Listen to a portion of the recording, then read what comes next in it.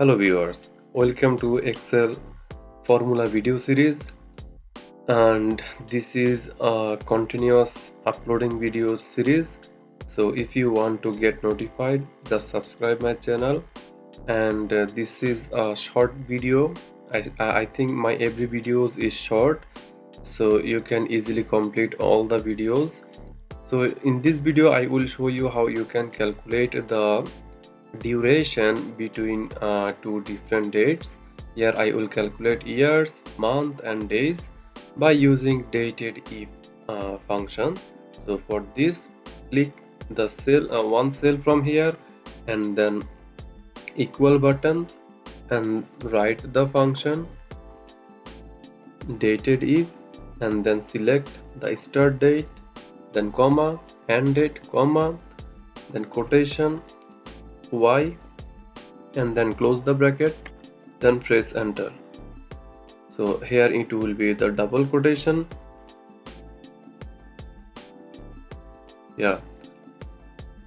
and similarly you can calculate the month as well.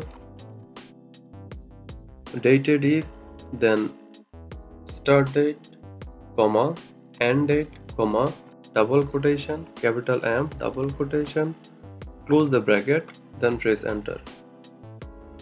And for days, similarly, dateDif, then start date, comma, end date, comma, double quotation D, double quotation, close the bracket, and then press enter and autofill.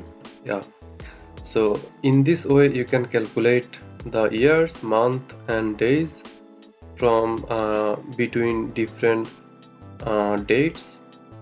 So I hope this video will help you, and I provide small tips every day. So just practice yourself, and I hope this will help you for your regular task.